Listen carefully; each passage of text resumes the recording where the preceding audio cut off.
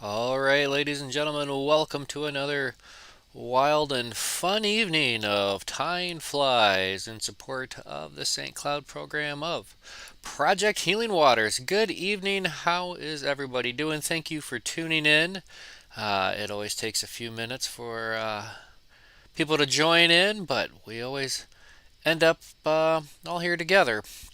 So we've been doing this each and every week since the beginning of the pandemic, or shortly after the beginning of the pandemic, and we're going to continue doing this as long as it's necessary.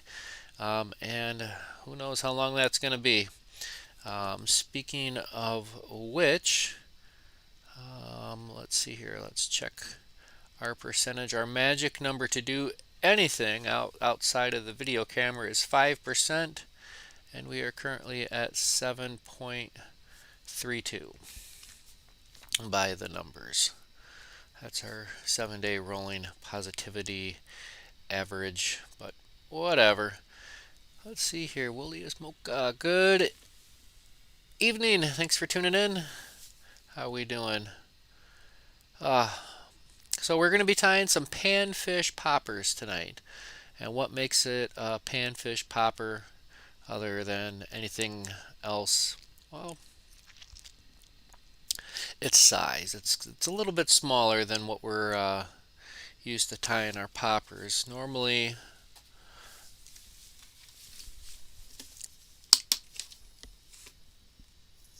kind of my standard size popper here. That's an old one. That's a really old one. Let's go for more of a classical standard popper. Here we go.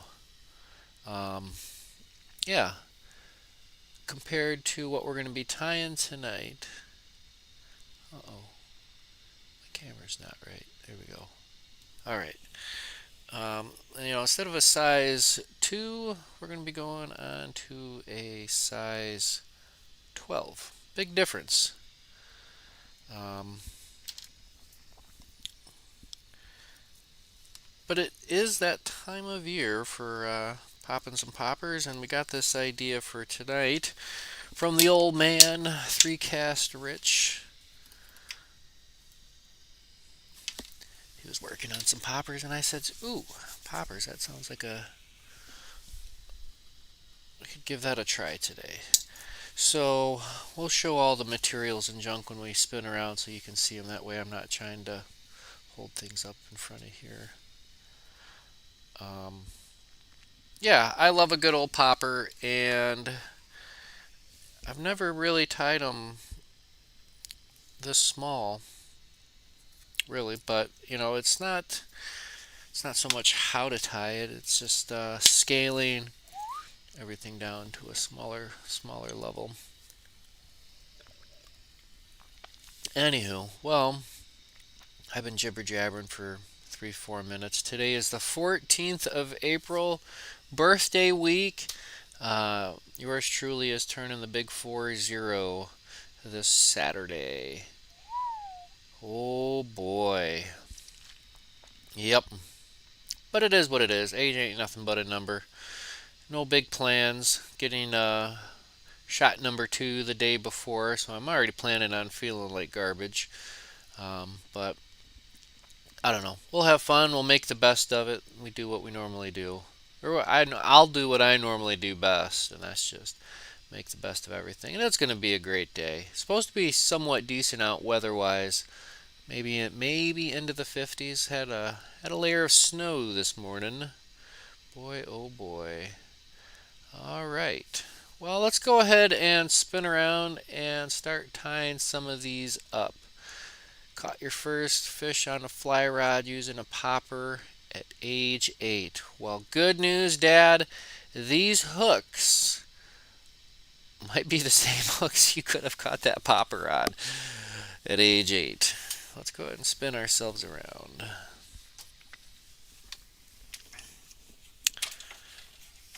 Now, hooks, I don't know.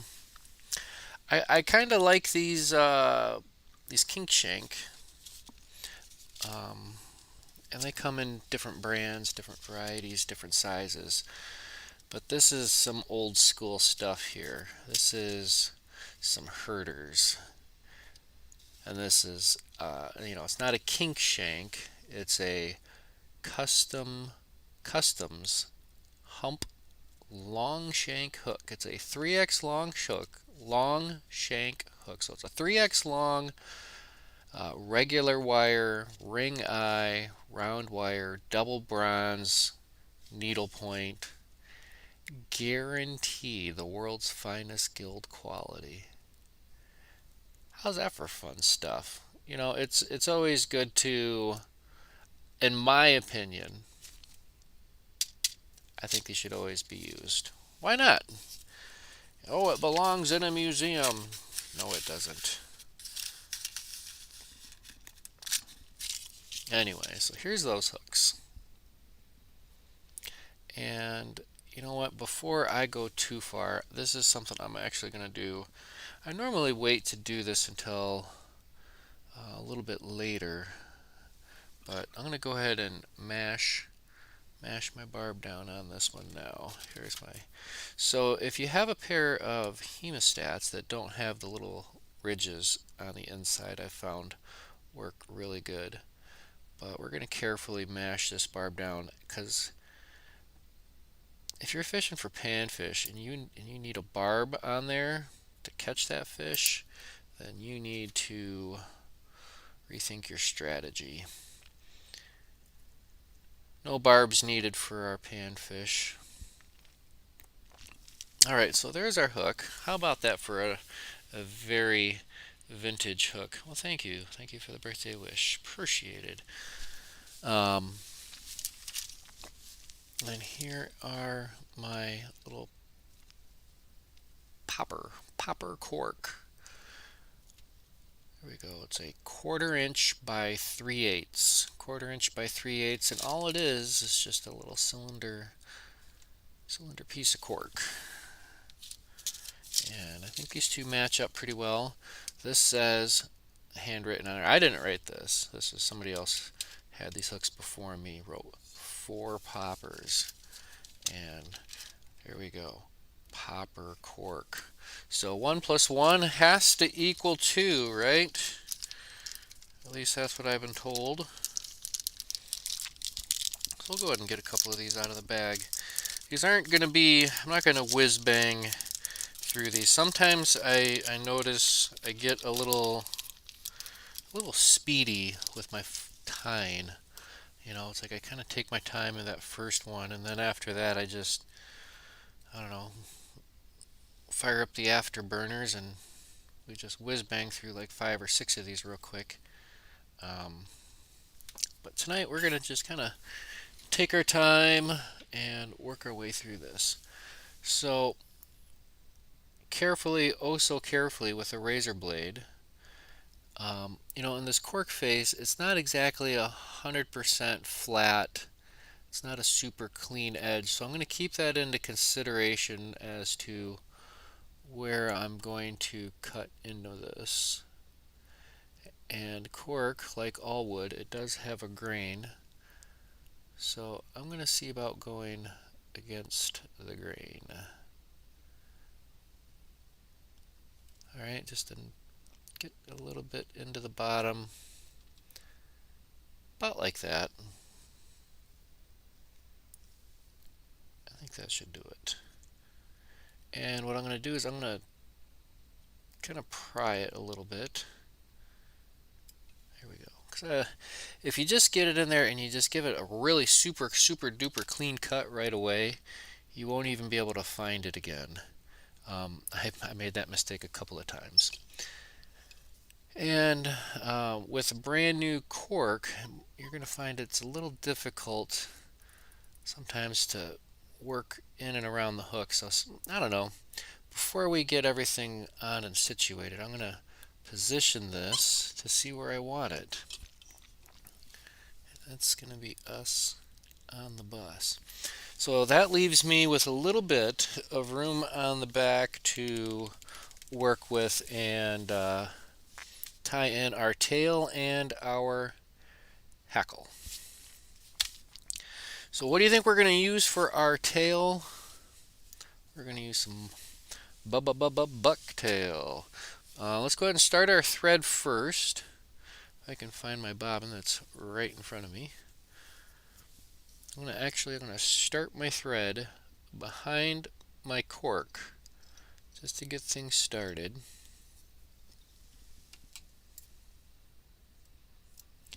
There we go. And then at this point, I can go ahead and remove my cork to get it out of the way. I don't want to lose that one. So as long as I don't take my thread forward at this point, I've just got this little bit of area to tie in my tail and tie in my hackle. And that is just what I'm going to do there.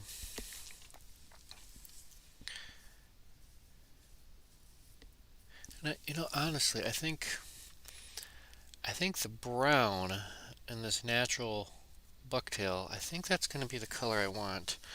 I've done one already, kind of a tester with this cork, and I just wanted to make sure that the popper head and the hook matched up. So I tied one earlier, and then I tied another one just to verify. Kind of had a good feel of things. I did one black tail, one white tail. Now we're going to go split the difference. Nice little puff. And we'll just clean that out.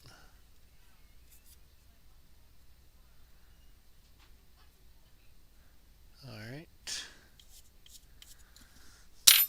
Always clean your bucktail. It's pretty close right now, but when we're talking about smaller flies, we're going to strip that down just a little bit, and we're actually going to run this in to our hair stacker. Do I need my big one? No, I don't think the big one's needed. Let's go with the next one down. Tips down. I like to do a little cyclone action, working my way down into it.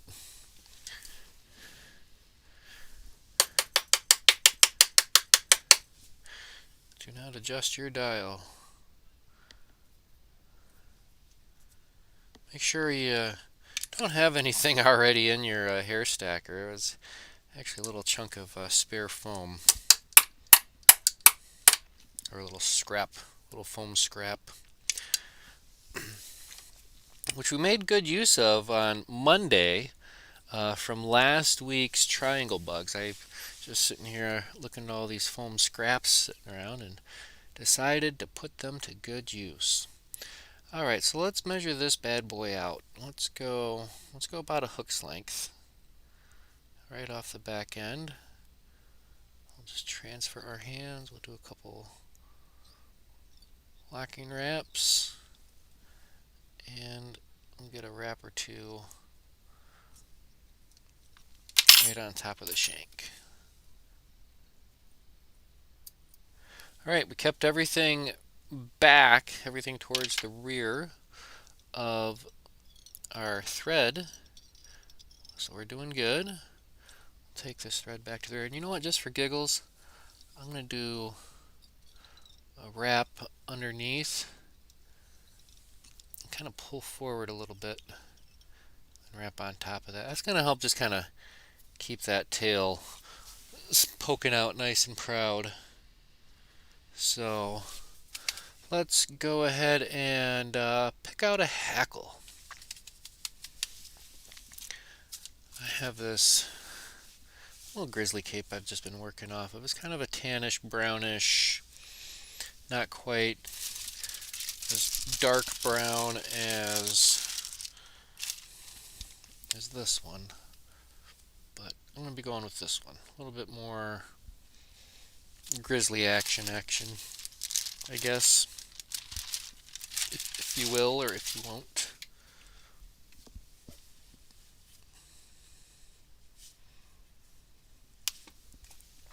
Pick an appropriately sized one off of here, and obviously we're not going to need this whole feather. This is about what I'm looking at.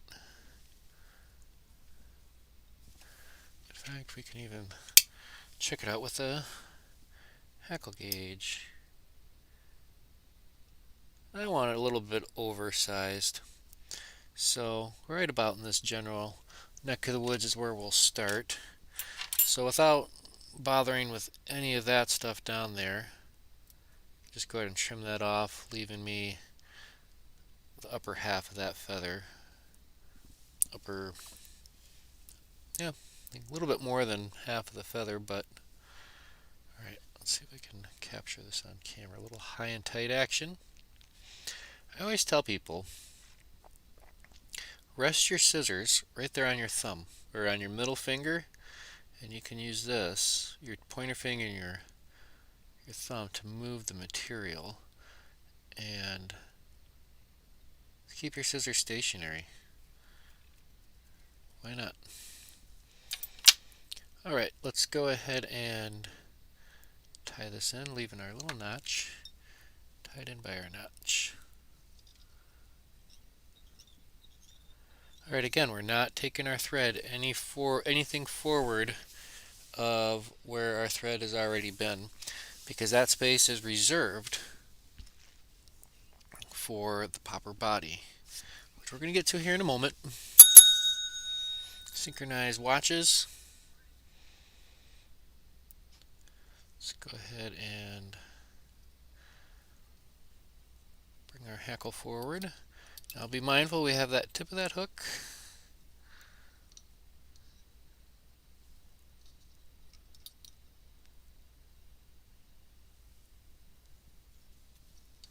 And we're just going to make a little collar back here.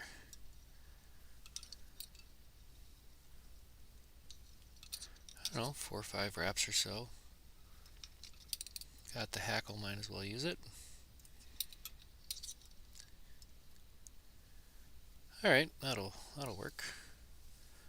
We'll take a couple locking wraps behind and remove thy stem. Alright. Open spiral, working our way up front, and we'll go ahead and whip finish.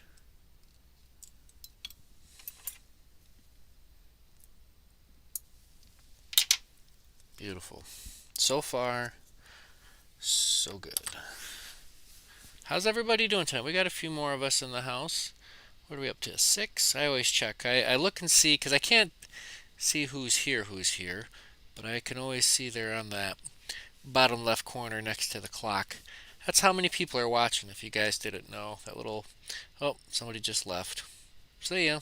Went from 6 to 5. But, yeah, it's always fun. Alright, let's check out our popper head. We'll do a quick dry fit again.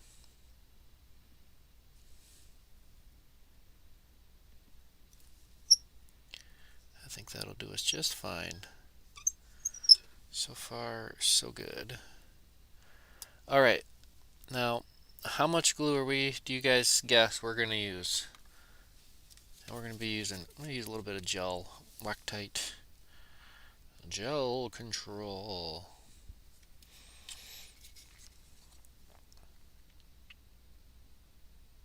That's it. Just enough to barely wet the thread.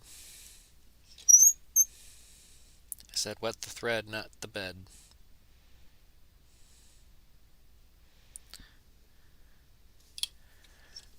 Alright, let's see if we can't get that a little bit closer to the bottom. Give that a little squeeze. And you know where that's going? Nowhere, that's where. Alright, so as you can see, I got my hackles sticking just a little bit past the tip there, but I think proportionately, maybe we could have went just a little bit longer on that tail, but I don't know. We'll see how it all looks when it comes together. Alright, I got a little gap underneath the back, or underneath the bottom, and in that gap I'm going to fill the belly. I need to put these flies. I'm going to stick myself in my elbow if I'm not careful. when you leave flies too close to the edge of your bench, and it's like that's where your elbows are supposed to go, look out. Look out. Alright. Looking for my resin. There we go. Alright, a little dab of Solarez Thin. And when I say a little dab, that's what I mean, just a little dab. I'm just going to fill in this gap, and then we're going to give it a quick little paint job with some more UV resin.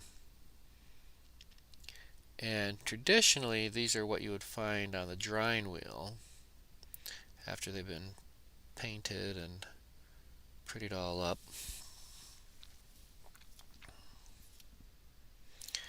Thin little, just a little bit in there, just enough to fill the gap, if there is a gap. If you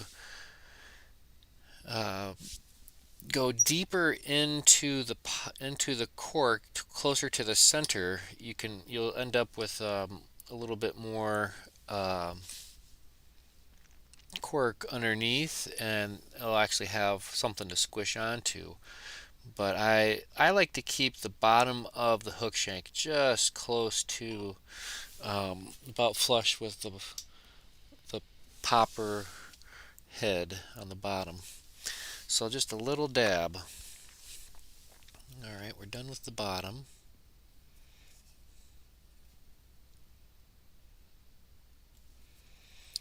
I think that's looking pretty darn good. Alright, let's add our paint job. And so far, I know what this is, the UV Pearl. This is our Sparkle Violet. And then I did one, like I said earlier on, with a white. So we know what the white looks like, we know what the Sparkle Violet looks like. This is the white and the Sparkle Violet. And then on the front I've been using the fluorescent red, and I'm going to continue with that. And I think maybe for this one I'm going to try just a little bit of fluorescent chartreuse just to brighten up the body just a little bit. Either that, or you could just call it done and add a little bit of a what do you want to call it? Just a clear coat. Have I ever experimented with the angle of the head for the water pushing? Yeah, absolutely. There's imagination is your only limitation on these, and on this cork particularly. No, and I think that's just primarily because of the size. Not the size, but normally my poppers I'm tying for bass, and the rest of the time has been, they're compared to this, they're pretty jumbo. I mean, here's a, like I said, here's the difference, But usually a flat head. I guess you could do a flat head, or here's one that was given to me. This is a double barrel bass popper, and this is actually, it's all coved out. And what they do is they'll also flip that over and tie it in this way. Then you have a diver. So yeah, imagination's your only limitation. Let's go ahead and try some of this fluorescent chartreuse, because if it ain't chartreuse, it ain't no use.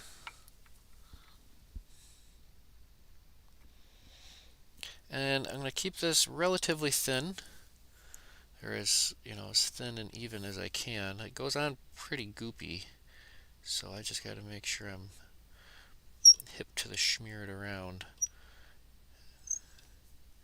And just try not to get too much in any one particular place.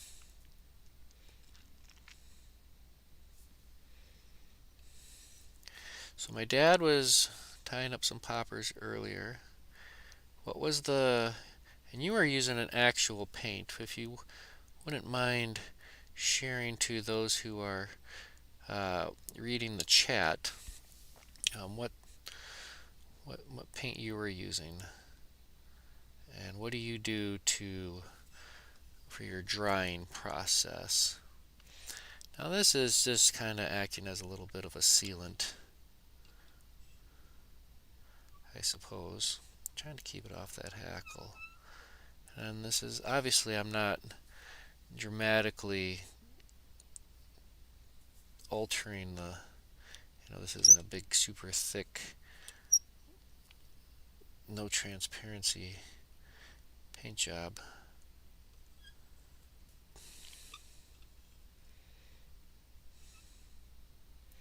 Here we go, I think that'll work. Just wait till I hit it with the UV light. We'll set it and forget it. And this is where you can actually see where a couple spots got missed.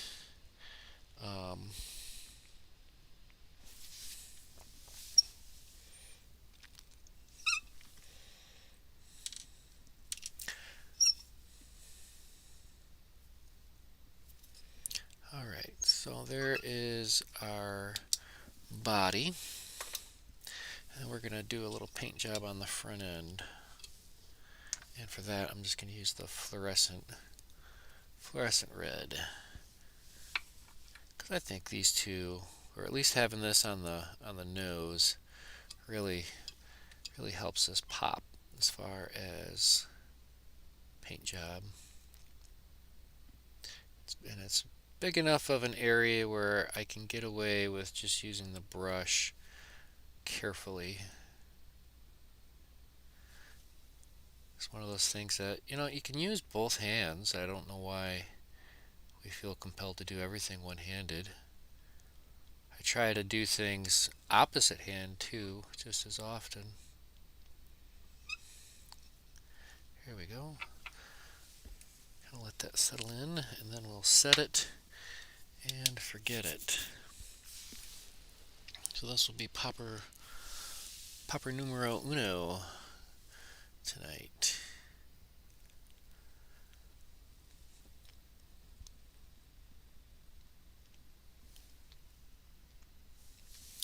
Questions, comments? What do we think? I think this is pretty groovy. Pretty groovy.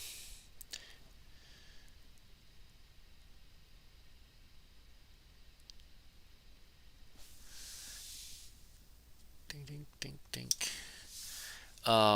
I've seen people try to get away with using foam earplugs foam, and from what I understand, that just doesn't cut it.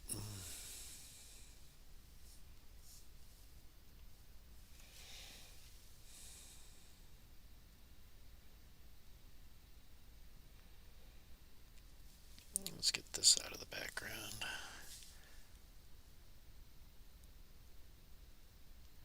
I don't have anything painted on the back end. I don't know if I should worry about that or not.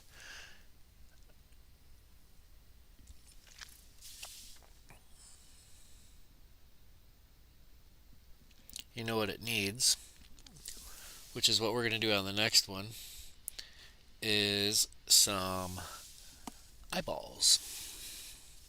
Because they gotta have eyes sometimes. I think a good popper, I mean, yeah, you can definitely have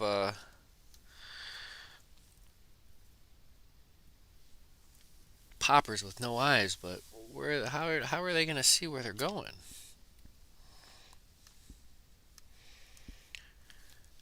So let's go ahead and do another one. Like I said, we're not going to buzz through these super quick tonight. We're going to work our way through them a little bit by little bit. In fact, I'm going to spin around and grab my coffee. Get the vise back.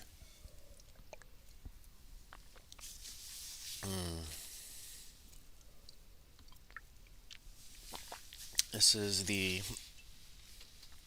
Aldi donut store blend, or whatever they call it. It's supposed to taste like, oh, what's the name of that place? Dunkin' Donuts, but not quite. Anyways, back to our hooks. We'll go old school with this. We are using some herders. These are customs hump. It's interesting. Custom S. Here we go. Custom S hump long shank hook. You find them, they call them king shank, just popper hooks. They come in all sorts of different slight variations, shapes and sizes. I doubt you'll find these anywhere, but they're fun. 3x long shank.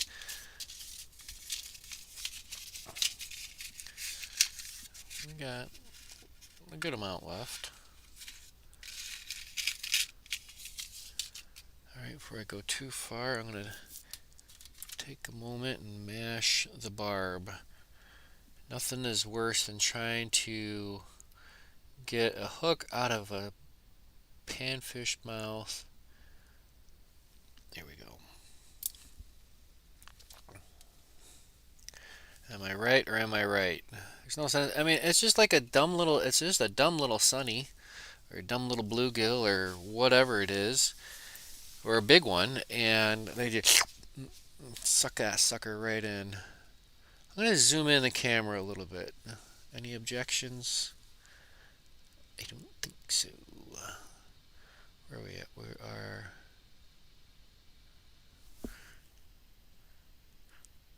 There we go.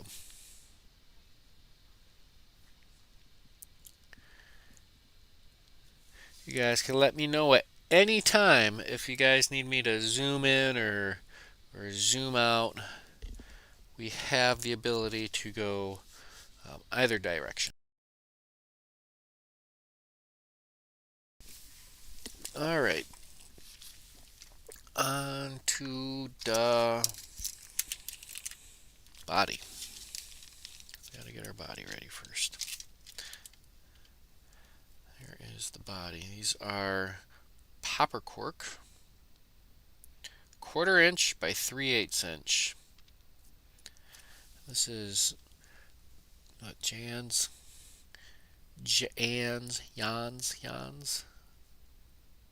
Sportsman Supplies, Moomy, Ohio. I don't know. Labeled as a 12 to 14-ish, and guess what we have? A 12 to 14-ish hook. Alright, let's go ahead and find, and kind of digging through the bag, like I said, they're not, it's like the quality control on, a natural product like a cork. I don't know. That's a nice looking one. I'm looking at the face, the front end of that. Actually, you know what? We'll do a normal one again, and then we'll see about mutilating the head. See if we can't experiment with a couple of different angles and such.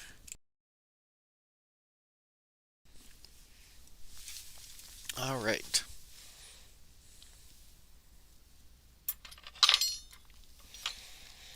So with our popper head, we're gonna just go at a perpendicular straight in, and I can see the grain kind of going this way, kind of wavy, and I'm trying to go against the grain, because if you go with it, there's a slight chance that the whole thing will just split open on you.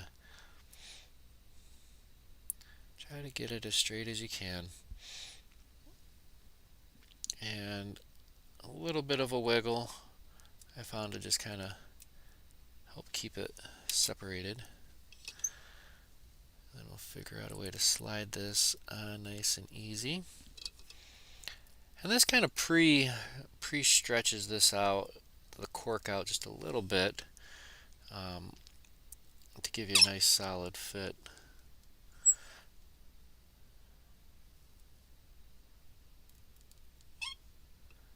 That's what I like. I like that. Maybe a little bit, a little squish forward. Bada boom, bada bing.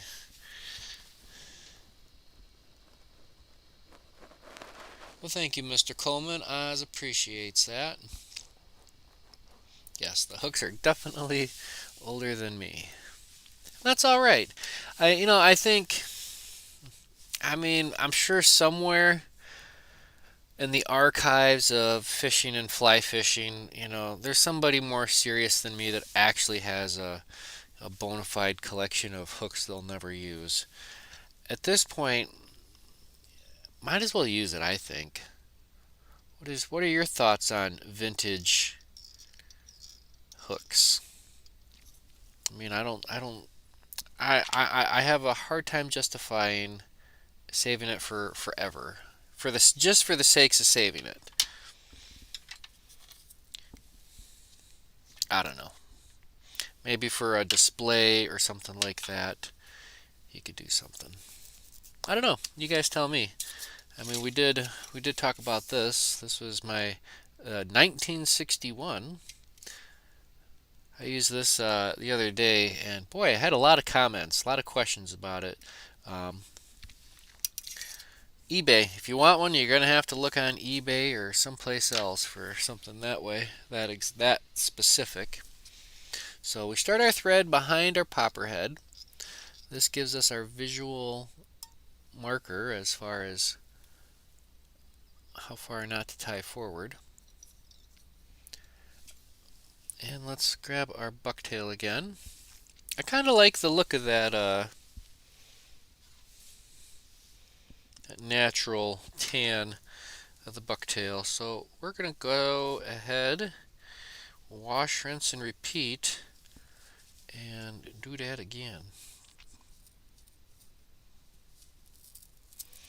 Because I think sometimes, and I'm just pulling this right out of the middle of the bucktail, this natural brown. I can't imagine how much of that part of the bucktail just never gets used. Just because we're after its, I guess, a little bit higher quality dyeable pieces or white. Go ahead and clean this out. Some good stuff though. It's got some kink to it, so I'm kind of digging that. And it does. So far, I've kind of established I like the flare of it, etc., etc. There's so much to our material than is on the surface. I think as we tie flies, I think it's so much, not so much to focus on, but so many different things to feel and touch, and it's all the different sensories that you get to use. I don't know. I've been watching I get on these YouTube rabbit holes that I get sucked in, and I've been watching a lot of you know automation, robotics, and things like that. And I often wonder, I look at these high-tech robot hands, and it's just how long until we see a little robot hand holding the bobbin just going, just tying a fly. You can't tell me it's not possible, especially with tomorrow's technology today. Keep that right there on the back end. And as long as we keep all of our action back here behind our thread, we are good to go. If we do go forward into that kind of no man's land, where the popper head's going to be, that's all right. Just make sure it's just thread, not material. Do a few wraps back there, kind of help keep our tail from looking like a bad dog. Bad dog.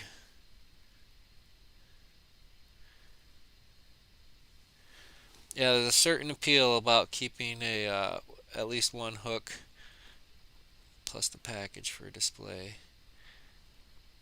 Yeah, but there's some other funky shaped hooks that Herders has and came out with. Um, and some stuff that maybe we could do these sometime soon. These are some extended mayfly body hooks. All right, we need to synchronize our watches here in a minute.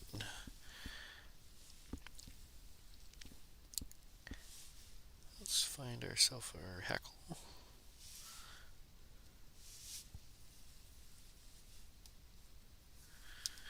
Synchronize your watches. It is about to be hackle time.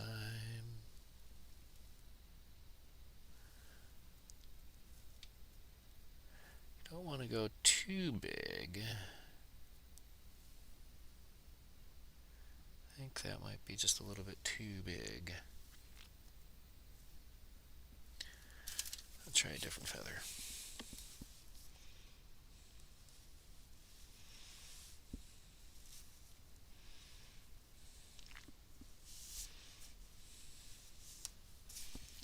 Here we go. We should get a couple out of this one.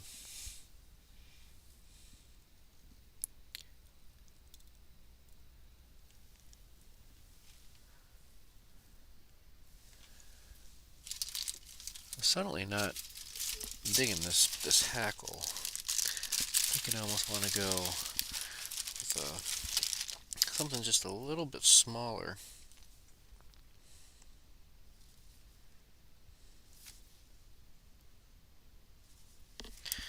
Got this kind of more of a chocolate brown. I'll give this a try.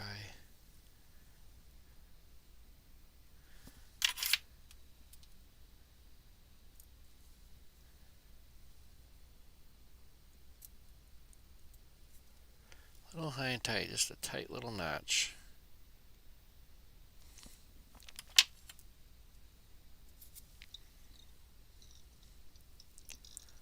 Tie that bad boy in. And get ready to ding.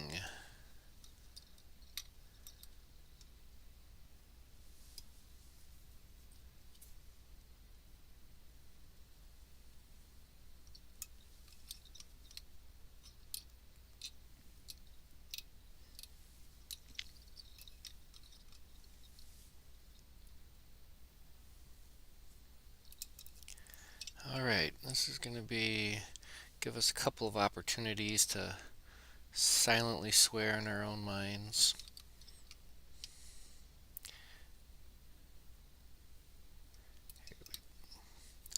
Boy, I just can't get a grip on this. Alright. Take your time, Aaron. That's the key. It's just to be patient sometimes. Alright. And it's also to not get greedy. Oh, oofta. Alright. Fifth time's the charm, right? At this point, it's already starting to curl around the shank of the hook. It knows where it needs to go. Imagine that. Alright. Quit while I'm ahead.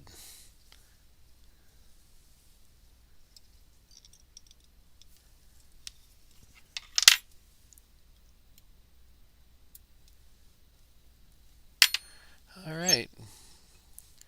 Super easy. We'll just lay a little thread base, and this will give that glue something to hang on to.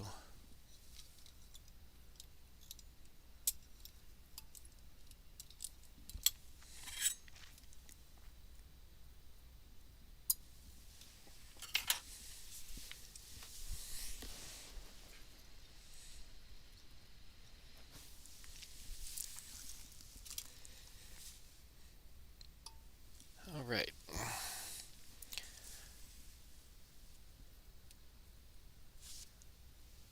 go ahead and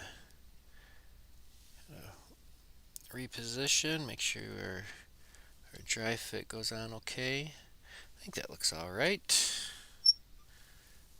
Could have done maybe just a little bit more of a hackle, but I was struggling back there, and sometimes you just gotta send it. Alright, we know that fits. We're going to add a little dab of glue. I'm using some of this Loctite gel control, and there's just, it's like wet on the tip. I'm just going to do just touch it. I'm not even squeezing the bottle.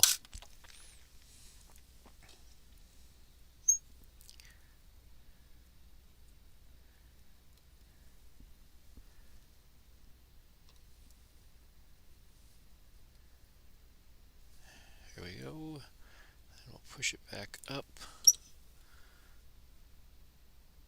I think that'll work for me. Sometimes you just gotta get it out of the vise, give it a proper squeeze.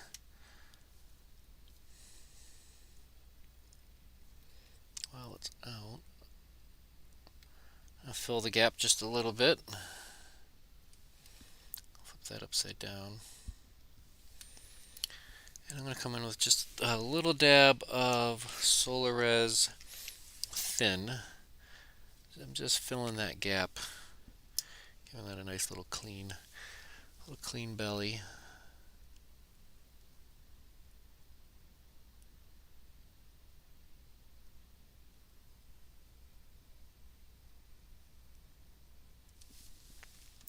Little dab will do ya.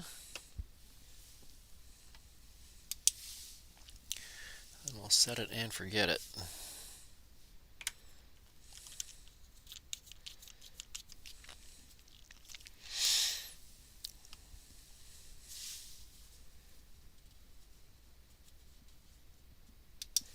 Alright. Get this back in there properly.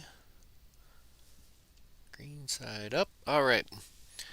So, we're thinking, sorry about the shaky camera there, guys.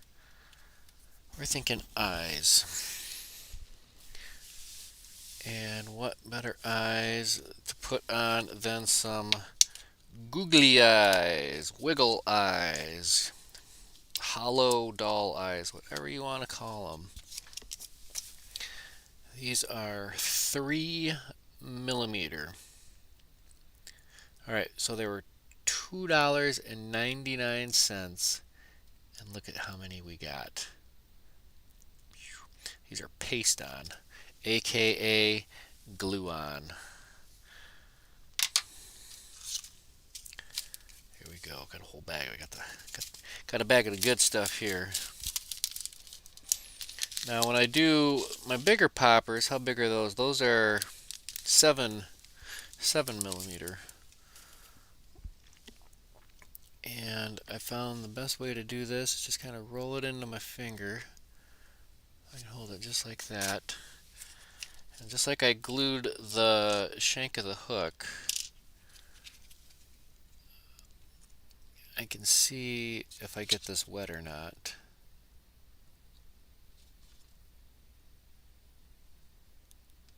Try not to glue my fingers. Alright, we're going to go right on the side. I think that'll work. There's one eye.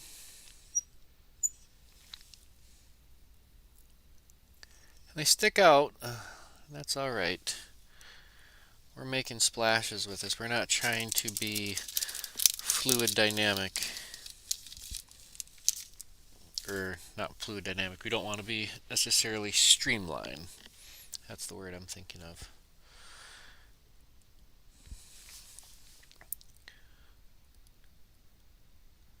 Alright, same thing, another little dab of glue.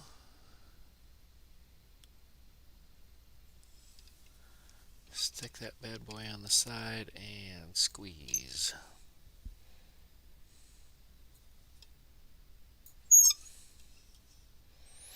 Alright, we're pretty close. Pretty close to even, close enough to even.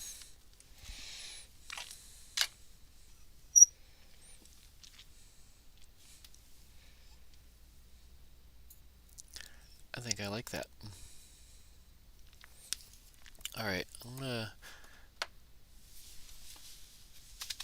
let's do I'm just gonna do an all, well no, we'll do the silver, not the silver body, but the violet sparkle. Some pretty stuff.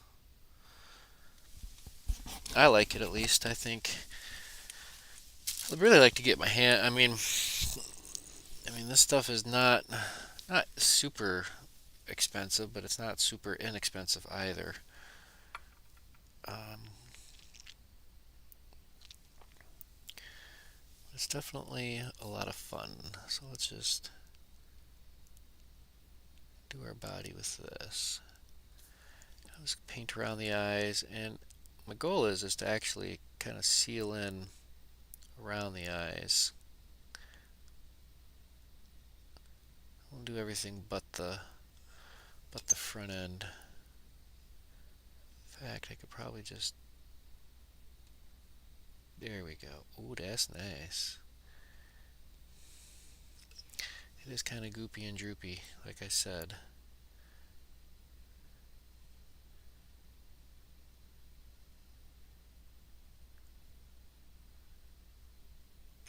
Let's get in those holes. And if you take your time with this, I mean, it's not going to set up on you. So we can just do the hokey pokey, spin ourselves around and get in there by the eyes. I'm leaving the face, the front, open, clear, because I'm going to come in with that fluorescent orange or fluorescent red again.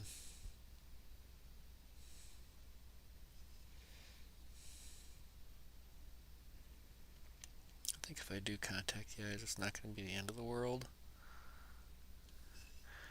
Oh yeah.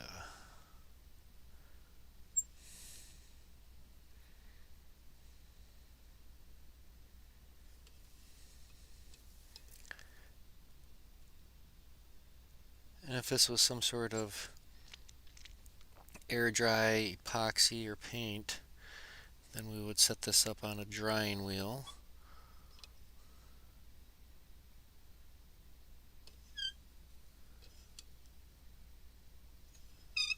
Here we go. I think that's got a nice evenly spread thin layer there.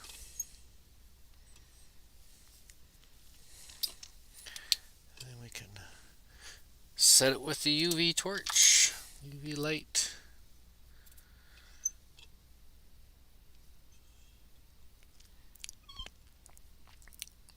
And even though it is UV, it's not absolute instantaneous. It will take a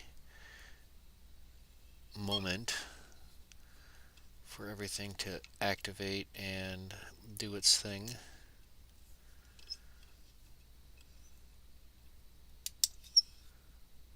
Perfect. Let's add a little front end highlight for the highlight reel.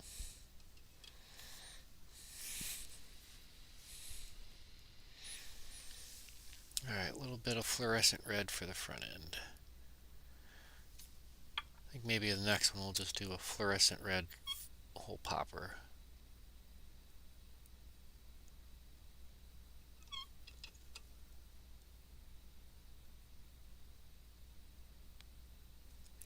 It's okay if you touch the eye of the hook, just don't get it in.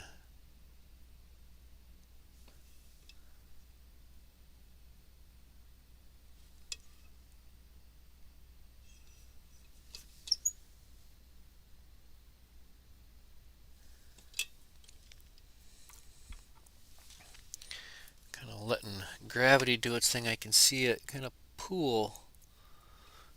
See it pool up and around. So we'll let it kind of sail down that way and then zap it because it doesn't know any better. It doesn't know that it's about to get frozen in time.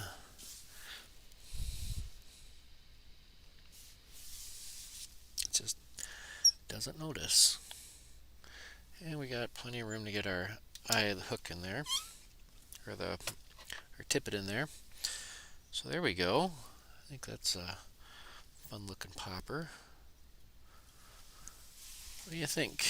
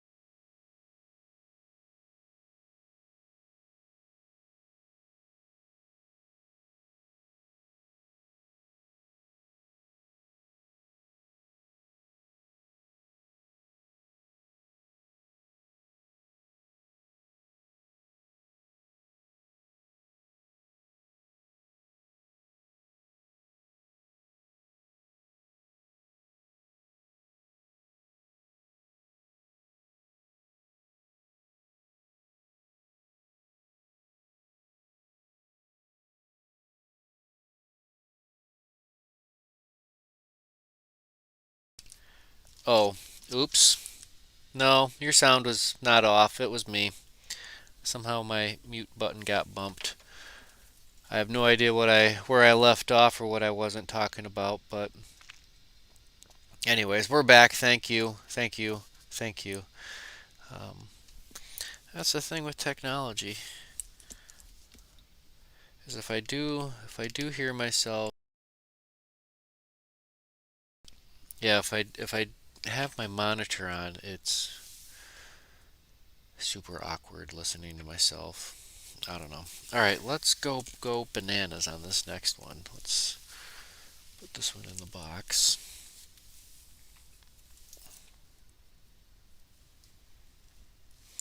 I'm starting a new box. Look at all those. Look at all those good fun flies.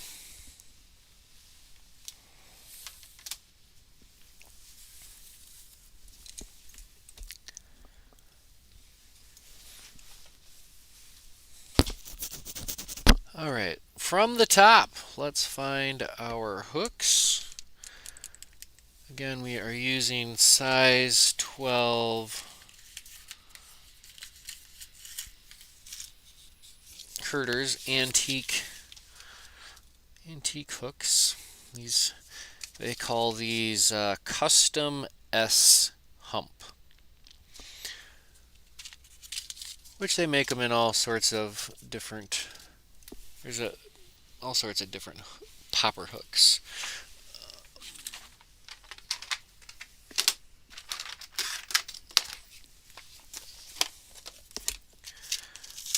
Oh, these are in here too. Wow. We could go really small. Oh wait, these are size 10, so these are just a little bit bigger. So this is the same hook in a size 10.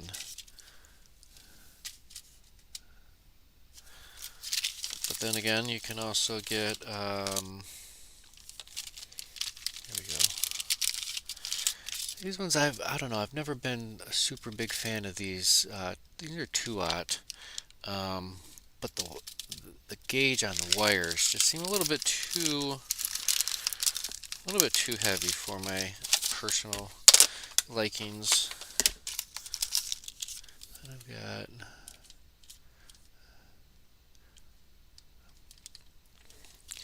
so yeah, imagination's your only limitation when we're messing around with when it comes to hooks and stuff. Some eagle claws, hump shank, kink shank, which is different than a kink hammer shanked hook. I need to set these. I need to get those into a little container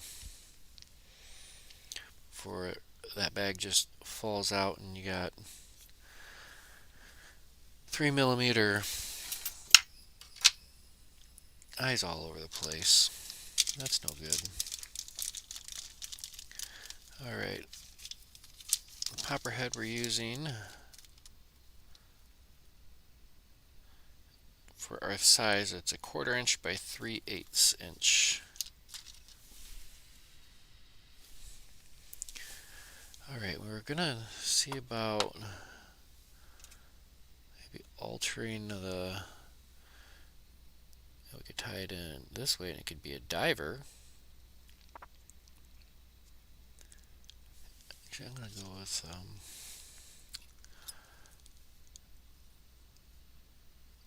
I'm going to just do a slight angle, and in order to do that, let's go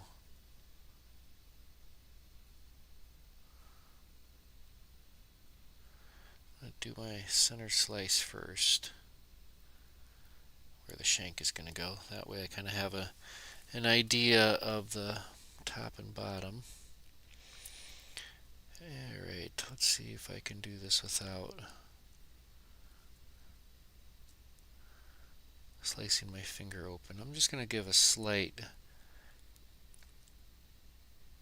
angle there.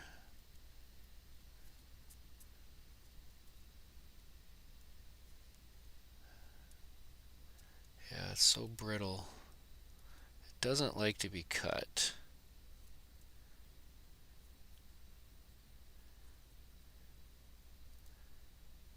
But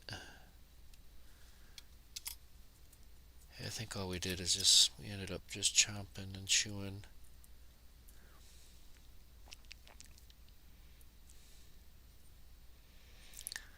But there's only one way to find out, right?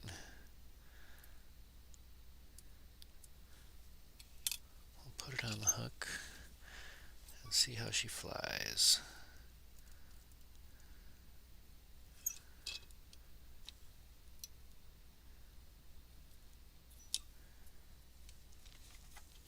See, I think we handled this one just a little bit too much. That actually broke out of it a little bit. Alright.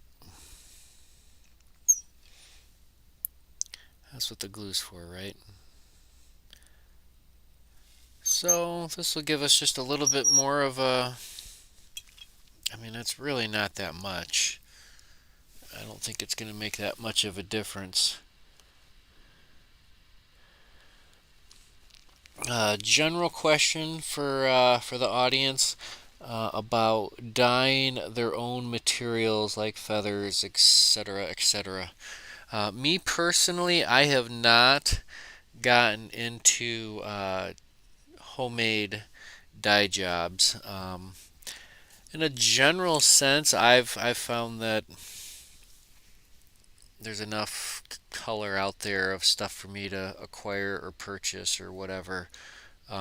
But that being said, um, and I don't know, dyeing seems like a lot of work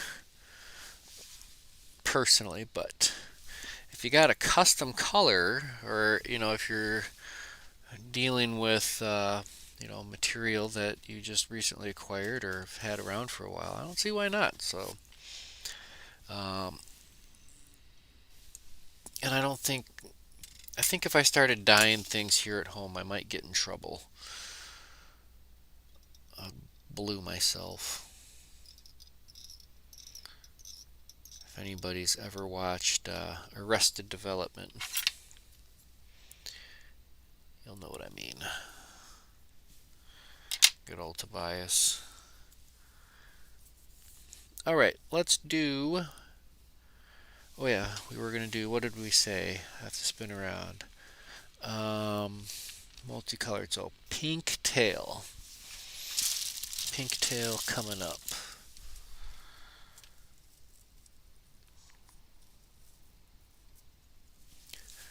All right, here's some pink bucktail. It's already been kind of chomped and chewed. Let's go ahead and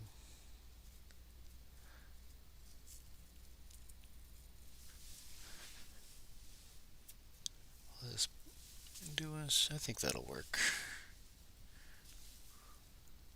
Get that out of the way. Oh wait, no, I got plenty more. We got other bucktail to choose from. Oh yeah, this is gonna be hot.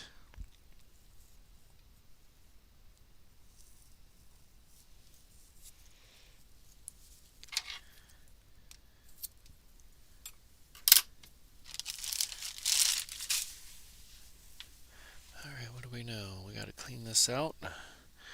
No ifs, ands, or bucktails.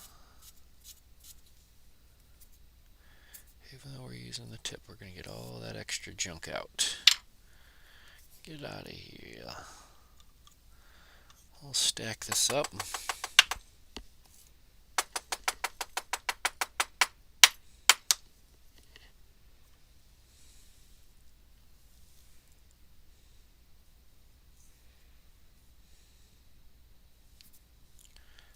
Alright.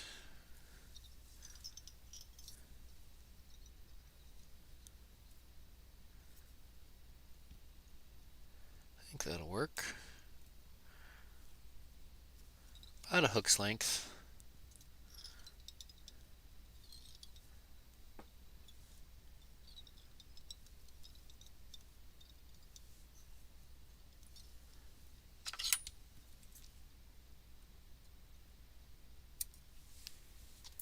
As long as we keep everything back of that where we initially tied in our thread, we should be good.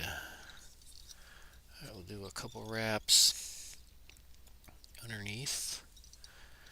And I'm pulling up, not pulling forward before I go up and over again. Alright, so there's that.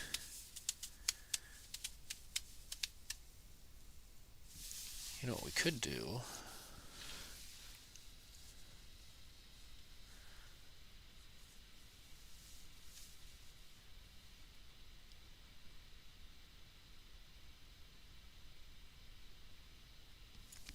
Alright, let's find some green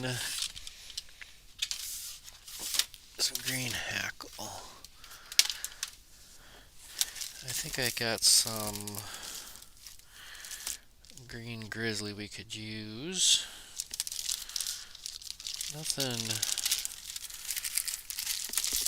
that small, super bright. We'll have to just try this olive grizzly.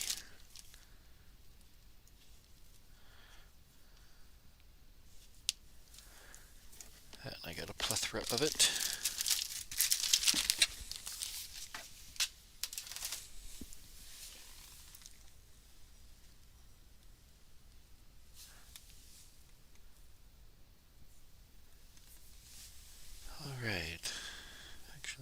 go ahead with this one.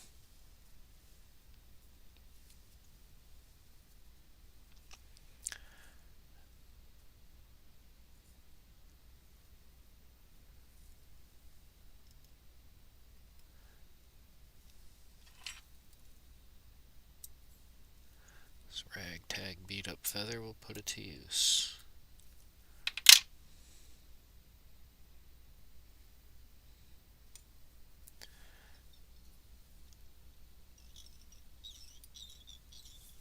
Because it's this nice long even feather, we're going to really go bushy with this one. Stack these in nice and tight.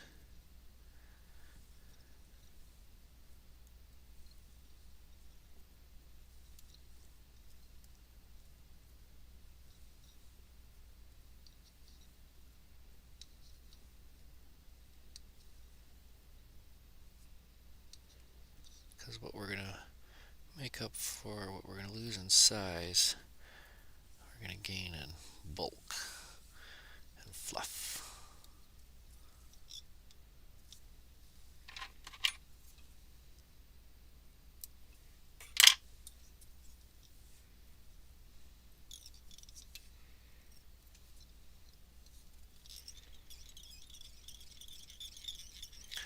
We'll run that thread forward.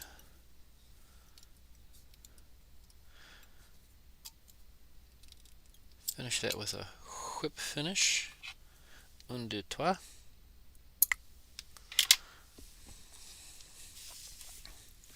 And that's it for our...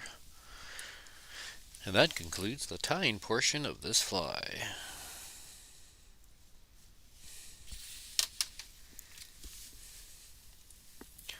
Alright, let's go ahead and find our quack.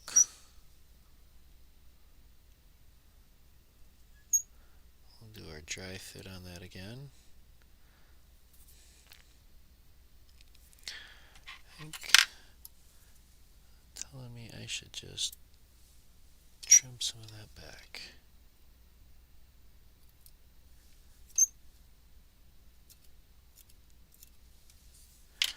Alright, little dab of glue ya. What do you think? It takes so little, it's ridiculous. Just enough to wet it.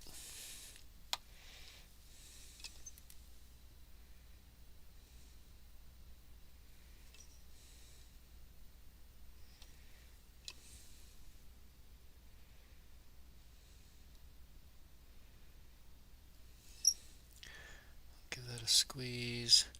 Looks like everything's looking alright.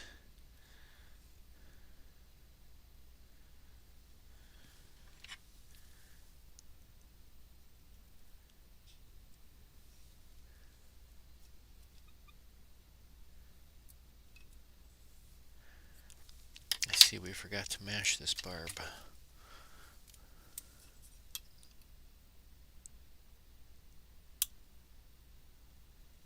I think it just broke off. Nope, that was just the clicker. Alright. We're going to fill the gap underneath with a little dab of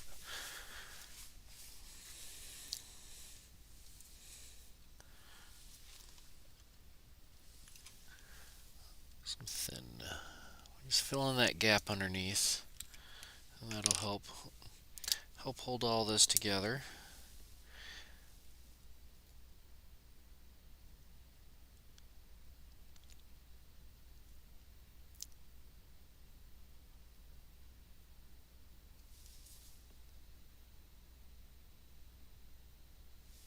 Just fill in the gap.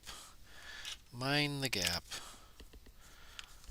Isn't that what they say on the, if you're riding the tube?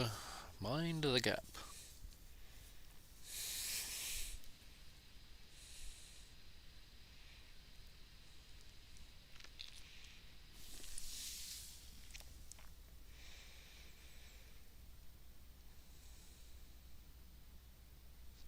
Alright.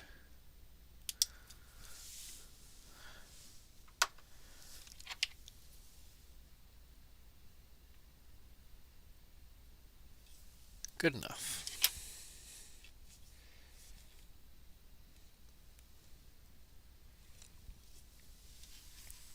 Alright. Gonna get that angled back up. Alright, I'll have to scroll back up. Let's see here. Yellow body, orange front. Alright. I am going to add eyes. We do need eyes on this, I think.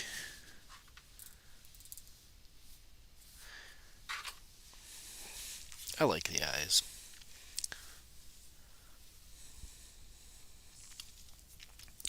And again, these are 3, not 1, not 2, but 3 millimeter hollow doll eye, googly eyes, wiggle eyes, paste on eyes. I lost the bag label. Oh, there it is. Wiggle eyes, 3 millimeter. For $2.99. Oh boy. What a deal.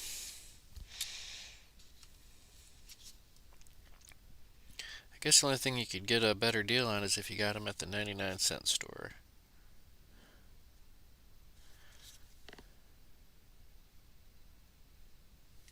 Alright, little dab of glue. And we'll stick you on the side. That looks alright.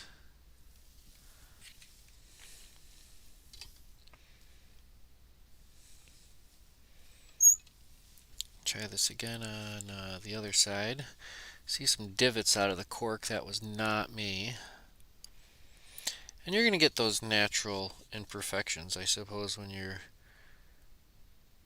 dealing with stuff this small.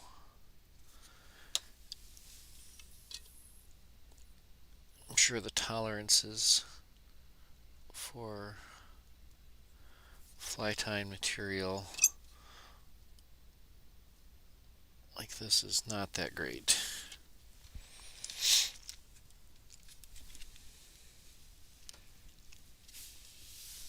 But I'm no wood expert. I don't know nothing about that. I don't know, Mr. Coleman, if I got you a piece of cork big enough, could you turn a cork bobbin? I guess it wouldn't hold very well. I wouldn't think. All right, so your eyes are glued on. We're thinking about,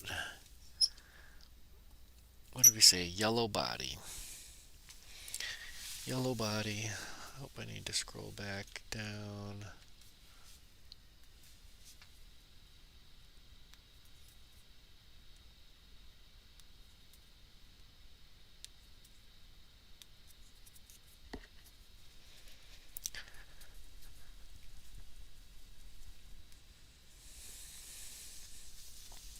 All right.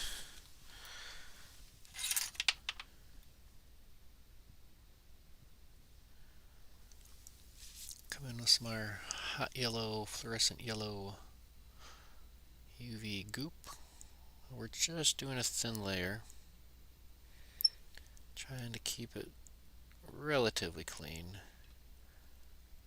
Get up and around the eyeballs, because that'll help set those in.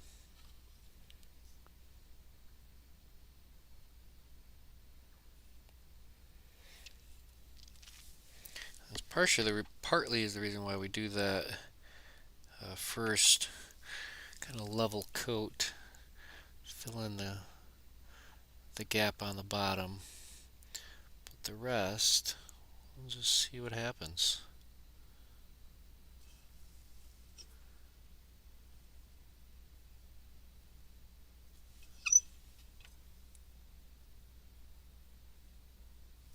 As long as you really don't leave it parked in any one position for too long, everything typically comes out fairly even.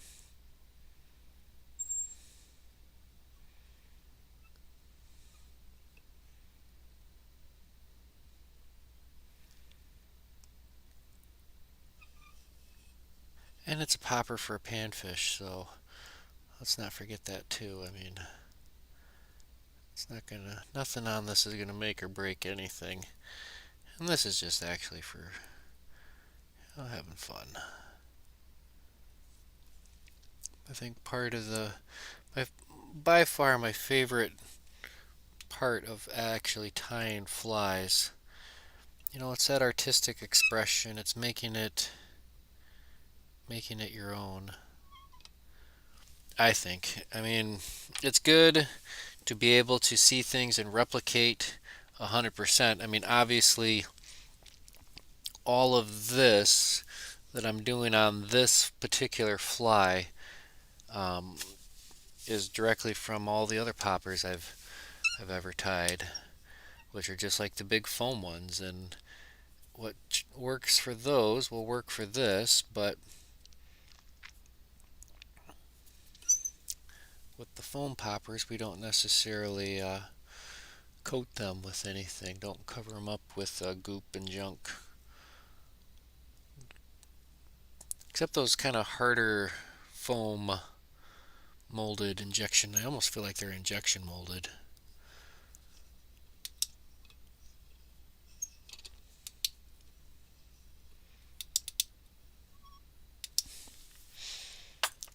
All right. Fluorescent red front end. Order up.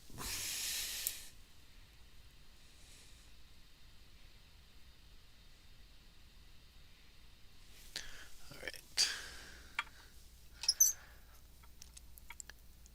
A little dab of fluorescent red up front, and we'll be good to go. Oh, I got an idea. I'm not going to say it. We're just going to do it. Because we're going all out on this one. We're holding nothing back.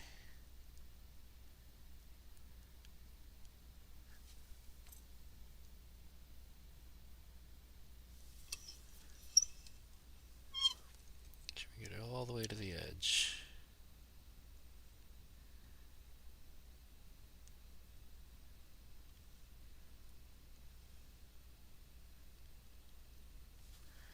Nice. I think we're doing good. Set it and forget it.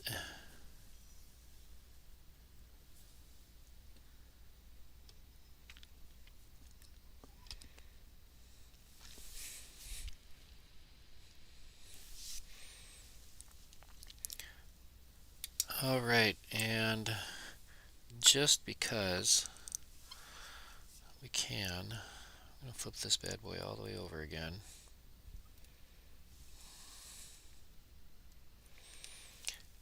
And I'm going to give it a little white belly, a little white stripe on the belly.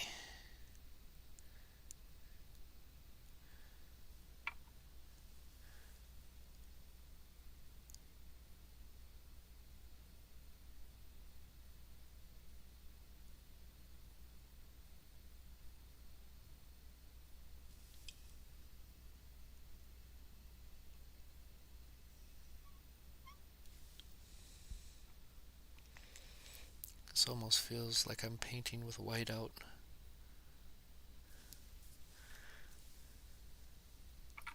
Alright, I'm just going to let that sit for a minute. I need to aim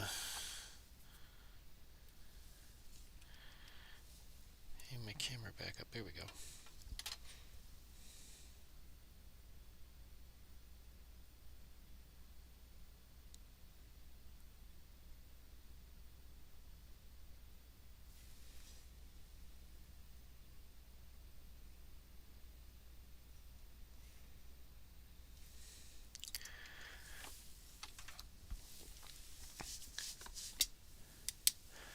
Alright, so that's going above and beyond. You got a white belly, or pink tail, olive hackle, yellow body, white belly, hot front end with the eyes.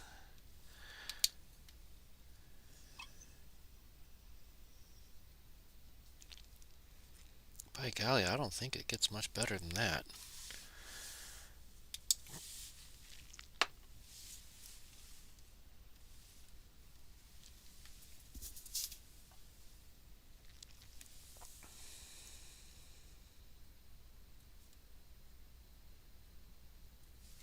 Here we go.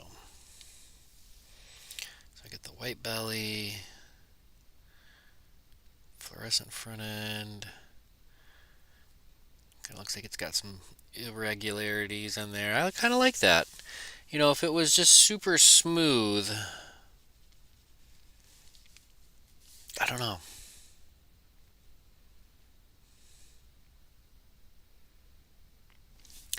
It's a pretty good popper, I think.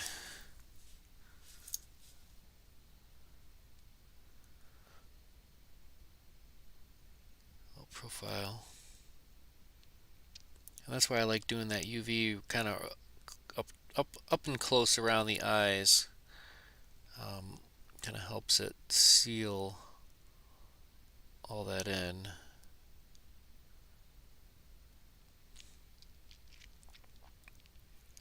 But not bad for a size 12. Not bad for a hack.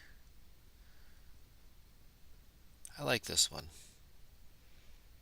It turned out pretty darn slick.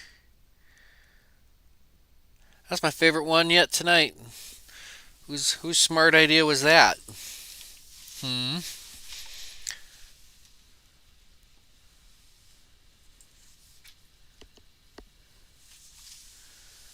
All right. I'll spin myself around for a minute. We got some converses going on.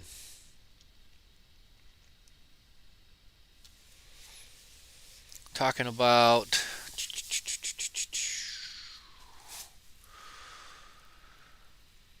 deer dye, dyeing deer hair, and junk like that.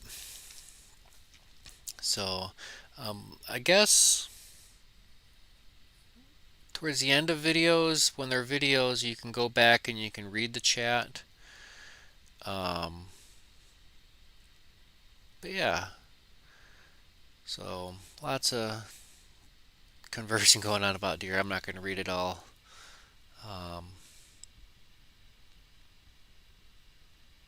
Let's see here.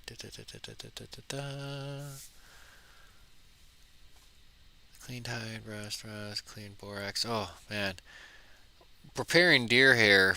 Like I said, I got a whole deer hide hanging out in the back, or not in the back, but in the garage. Still, it's cleaned. It's ready to go. It's just sitting there. I've got a whole tub of bags of little squares that I cut.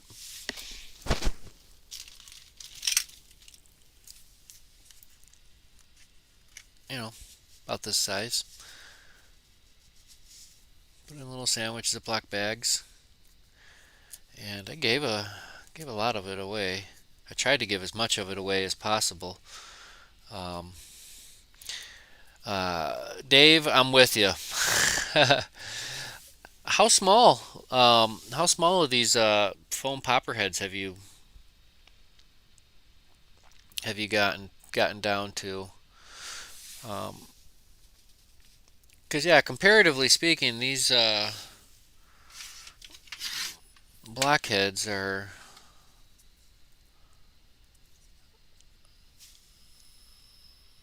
just a little bit bigger. You know, I could almost, I don't know.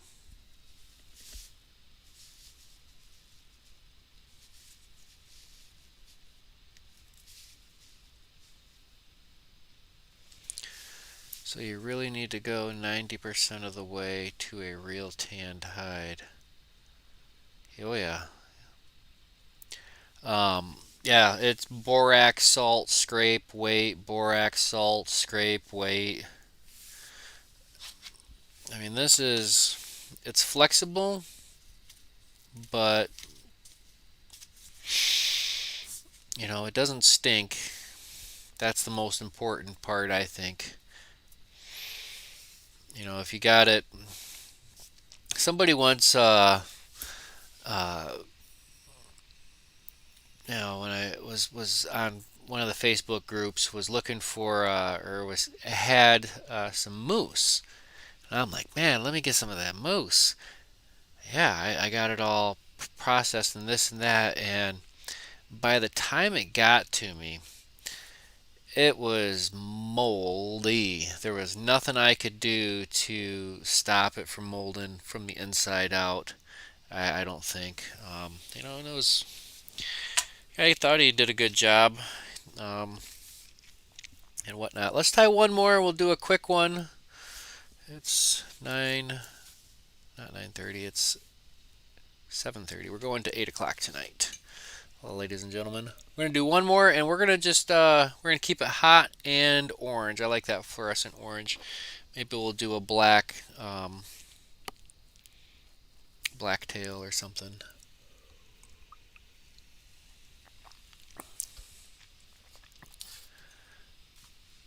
You have done some in size 8 panfish heads. Rarely use them. You like your foam beetles. Yeah, no kidding. Beetles are great. And you got a little bit more.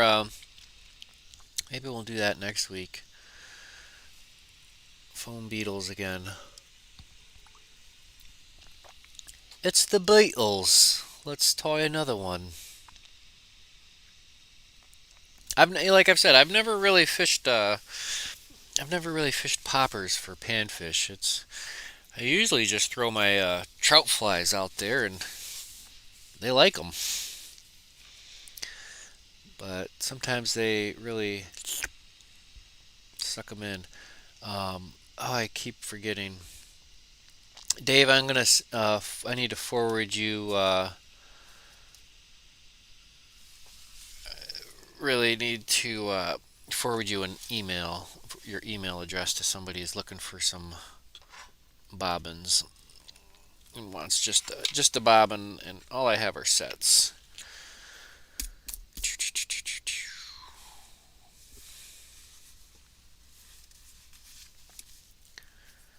Let's go ahead and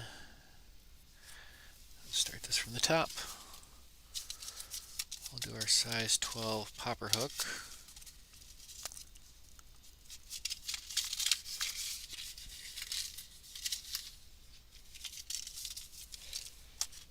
I'm going to mash this barb before I forget.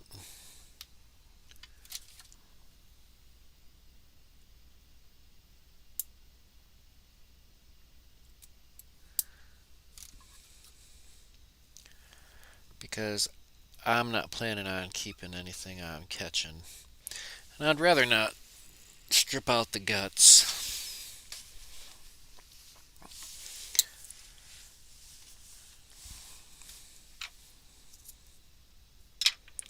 Alright, let's do this. Let's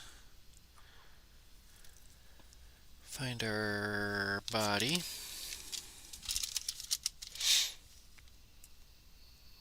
Popper cork. It's a 1/4 inch by 3/8.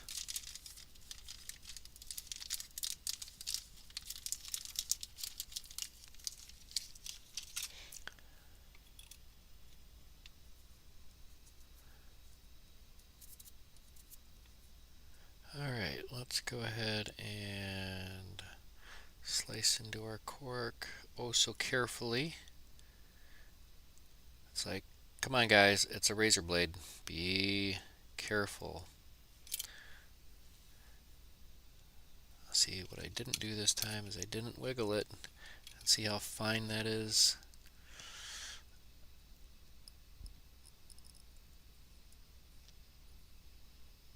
Here we go.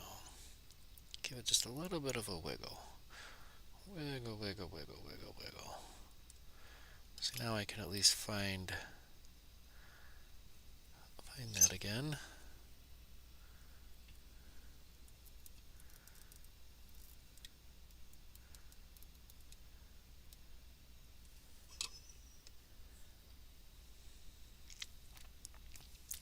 All right.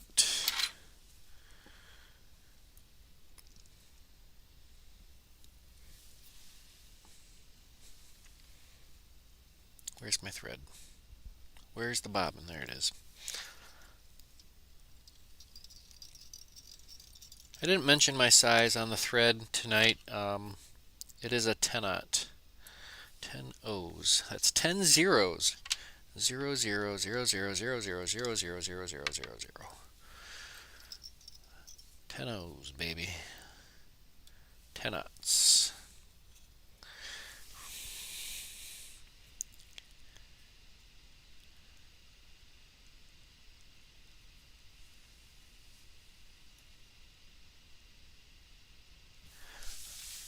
All right, we're doing hot orange. We're sticking with that hot, or they call it a hot red.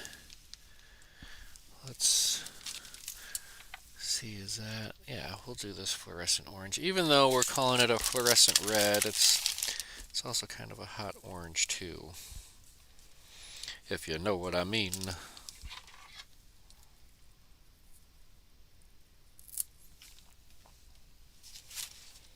Oh, this stuff stinks. But, yeah, I mean, I guess part of the reason why the bucktail stinks is that's what keeps it fresh. How that works scientifically, mathematically, IDK.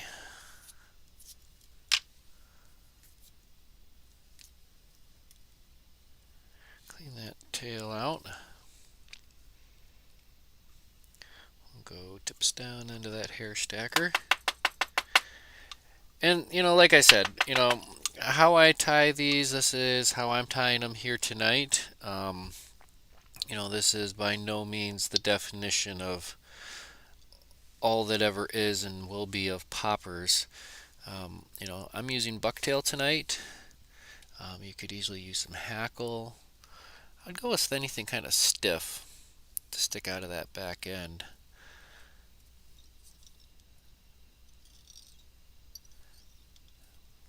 I don't know if I would necessarily want to do a marabou tail on a popper.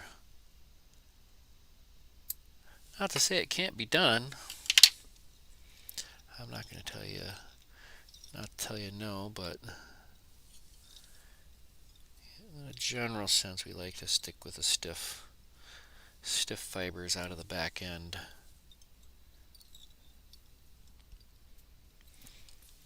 But I suppose you could do a squirrel zonker strip or something. Don't let what I say limit you. Everything is just a suggestion, a serving suggestion almost. They say a serving suggestion is like 3/4 ounces of this or that. It's like, no, I'm eating the whole bowl of cereal. And my bowl of cereal is huge compared to whatever. Alright, let's find some hackle. Those are all soft feathers, marabous, that's the others.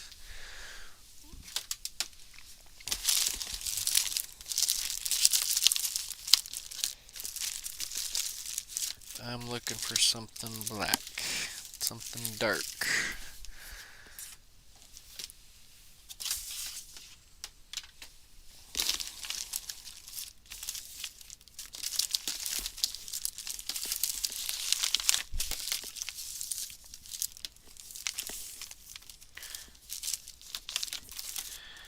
But it can't be too big.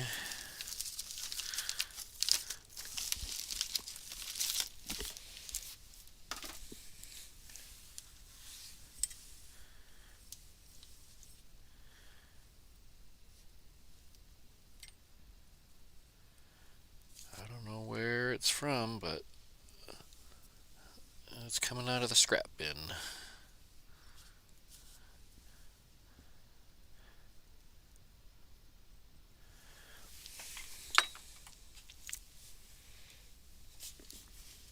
I think this will do us just fine. Oh yeah.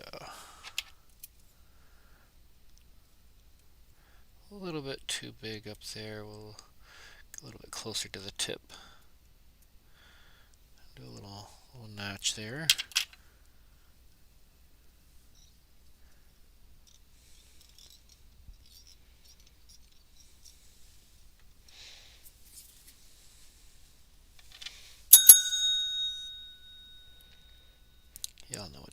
is.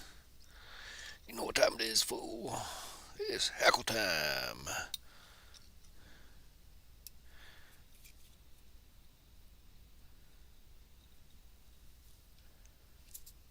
We got it to slip off.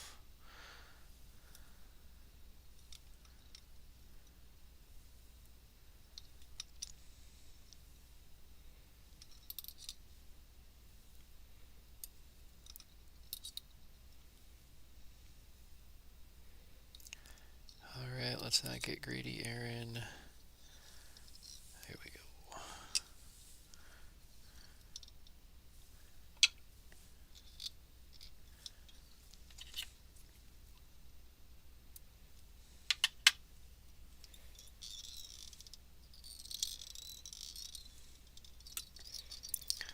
Alright, we'll just advance that thread forward and give it a whip finish.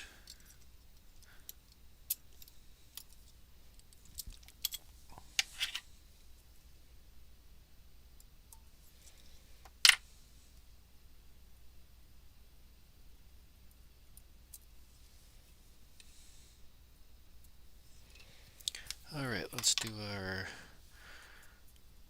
test run dry fit.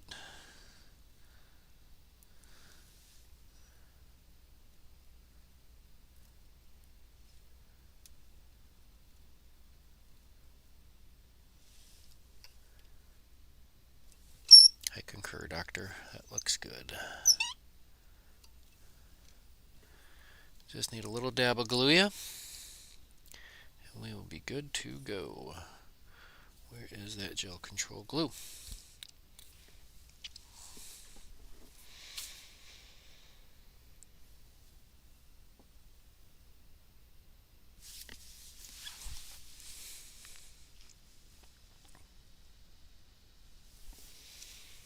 Oh, let's see here.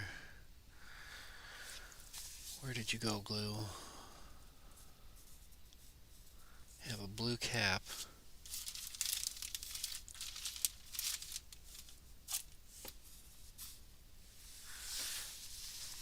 I didn't go anywhere else with it. I didn't stand up. Oh, where'd you go?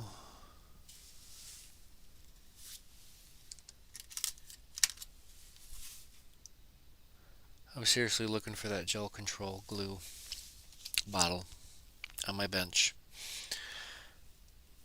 Nope, nope, nope.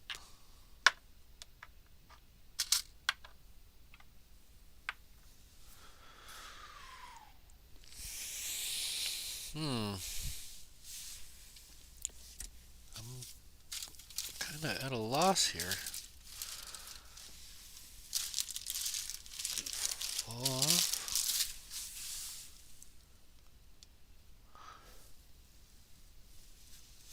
There it is.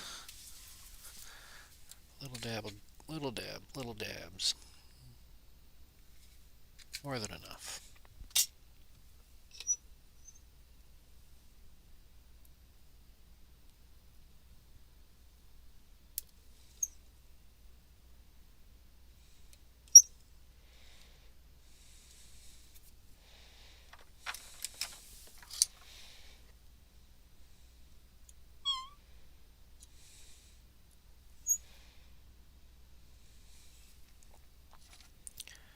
Give it a nice firm squeeze.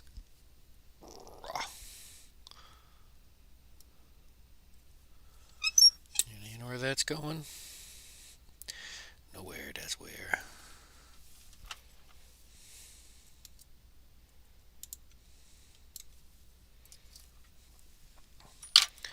Get this one little hair. Get back. Alright, let's go ahead and seal that gap up with a little dab of, it's just a clear thin.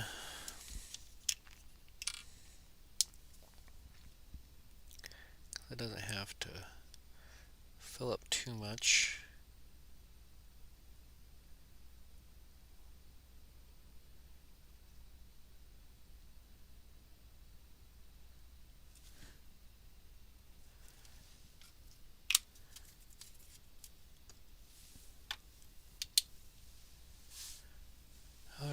seal that up. All right, Steve, have a great evening. Thank you for tuning in. We'll see you on Monday. All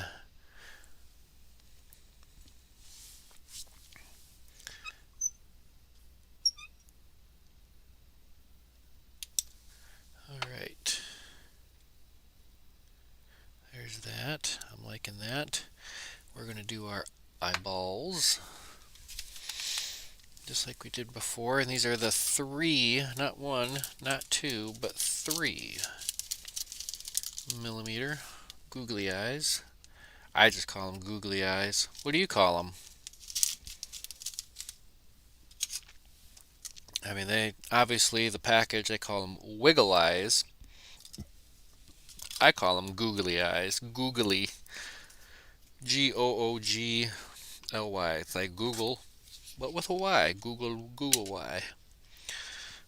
I don't know.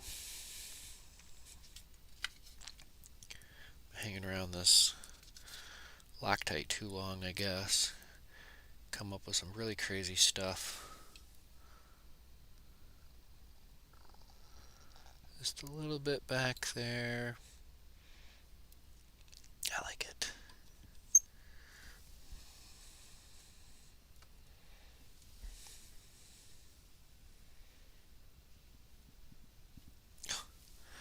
Let's see, this googly eye has gone flat.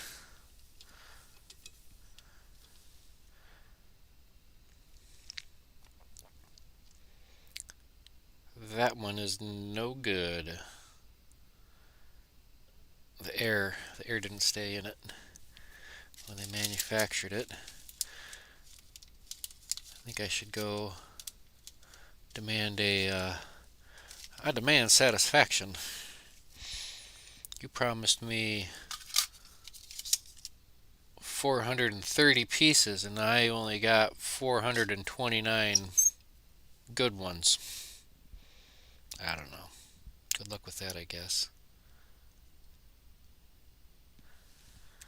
Little dab of glue right on the back side.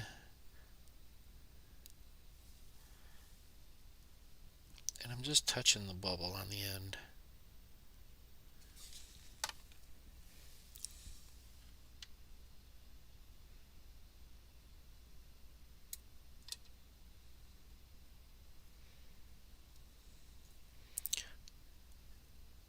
And I suppose if these eyes were much bigger, something I would want to consider is maybe shaving down the edge just a little bit to give it a flatter spot, but I think with the 3 millimeter eye wrapping around all that, I think we'll be a-okay. Alright, and we're just going to go all the way around the whole thing.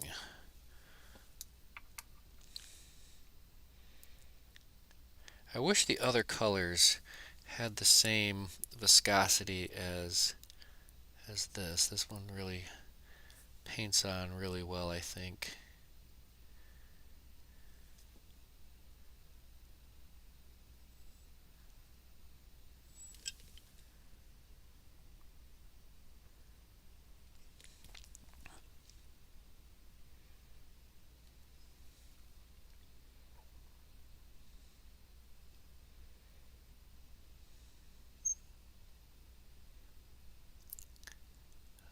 Get a little bit up and around those eyes. I'll wipe it off here before we go to set it.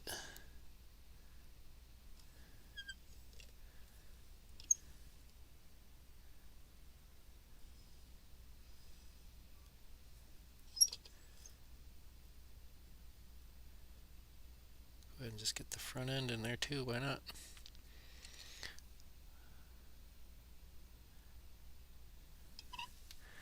As long as you leave the eye of the hook open, that's what matters. I think we might do 2 coats up front. Maybe, maybe not.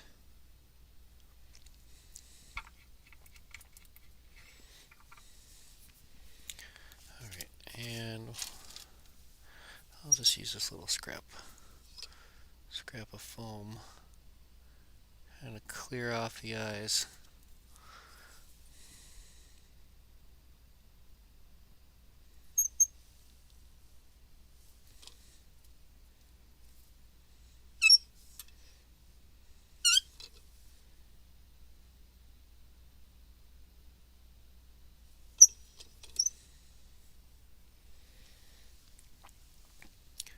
Alright, just kind of letting everything drip where I want it to drip. And then we'll start setting it.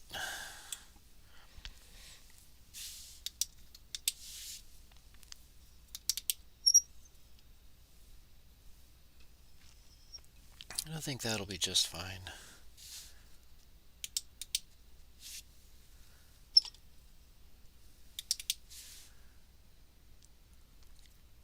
Sometimes you can cook it too fast.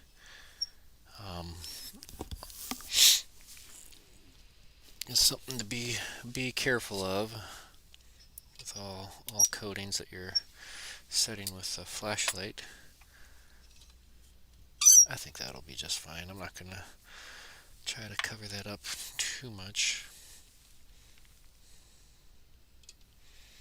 So there you have it. There's a little orange and black. I like orange and black.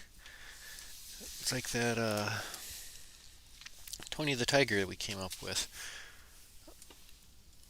But I think between that one and this one, I think these both came out pretty unique. I like them. A little white belly in there.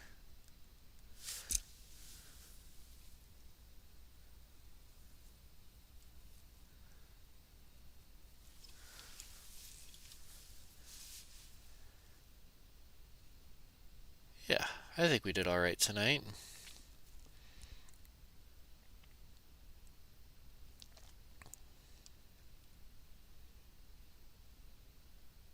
Which one was your favorite? Let me know in the comments. Let me know in the comments below.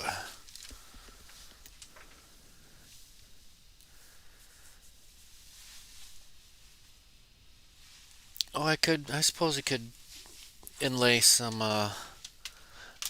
lay a piece of flash boo in there. That's a great idea. Not for tonight, though. Maybe mañana.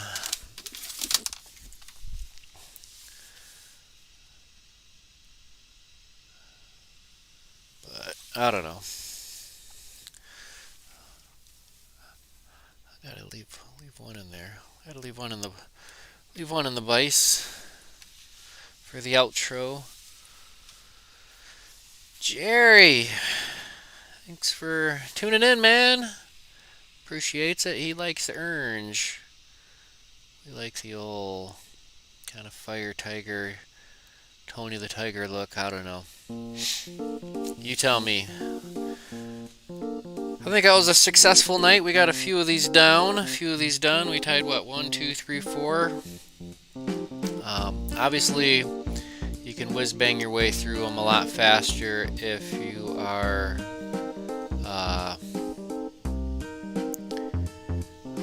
where's the olive one at?